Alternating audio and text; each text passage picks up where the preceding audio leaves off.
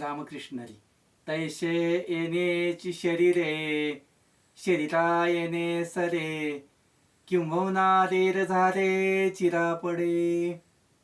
श्री गुरु ज्ञानोबा राय आणि आपल्या शरीराविषयी सांगताना सांगतात की या देहाच्या माध्यमातून आपल्याला कल्याण करता येतं किंवा याच देहातून आपलं अकल्याणही साधता येतं. जसं अग्नीपासून सोनं शुद्ध होतं आणि अग्नीमुळे एखाद्या घराची राखरांगोळी सुद्धा होते.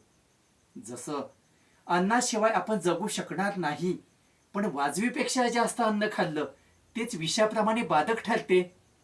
नावेतून आपण पलीकडच्या तीराला जातो, पण ती नावच जर आपण आपल्या डोक्यावर बांधली तर ती नावच आपल्याला जलामध्ये बुडवते.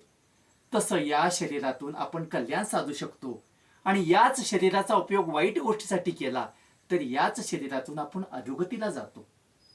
एक राजा होता. जंगलामध्ये वाट चुकला. वाट सापडण्याकरता तो वाट शोधू लागला. तो त्याला एक गरीब गृहस्थ भेटला. त्या गृहस्थाने त्याला वाट दाखवून दिली. राजाला आनंद झाला. राजाने विचार केला याला काही बक्षीस द्यावं की जेणेकरून याचं दारिद्र्य दूर होईल. राजाने त्याला चंदनाची 1 एकराची बाग दिली. राजा निघून गेला. 12 वर्षानंतर तो राजा परत भेटला. तो गृहस्थही परत भेटला. राजाने पाहिलं तर तो तसाच गरीब. हो, फाटलेलं मुंडासं, फाटलेलं धोतर, फाटलेला सदरा, पायात वाहना नाहीत. राजाने विचारलं, बाबा तुला मी 1 एकर चंदनाची बाग दिली, तू याचं काय केलंस? त्याने सांगितलं, मी ती जाळून टाकली, त्याचे कोळशे केले आणि 1 रुपये किलोनं विकले. आता याचं दारिद्र्य केव्हा जाणार? राजाने सांगितलं, त्या बागेतलं एखादं लाकूड तू घेऊन ये.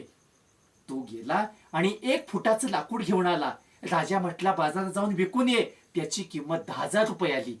त्या गरीब ग्रस्ताला वाटलं 1 फुटाची किंमत जर 10,000 आहे तर एवढ्या चंदनाच्या बागेची किती किंमत झाली असती. पण मी अभ्याग्याने ती पेटवून दिली, त्याचे कोळशे केले. त्याने राजाला विनंती केली, राजे महाराज आता पुन्हा एकदा मला तुम्ही बाग द्या. राजानं सांगितलं, मुळीच नाही, आता पुन्हा तुला ती बाग मिळणार नाही. उदाहरणाचं तात्पर्य, ही देहरूपी चंदनाची बाग एकदाच मिळत असते आणि म्हणून हिला फुलवून त्याचा सुगंध दरवू द्यावा, की आर्याचे कोळशे करावेत, हा निर्णय आपला स्वतःचा आहे. म्हणून माऊली सांगतात, या देहाने कल्याण साधता येते किंवा अकल्याण करता येते. म्हणून आपण या देहाने आपले स्वतःचे कल्याण साध्य करावे. रामकृष्ण हरी.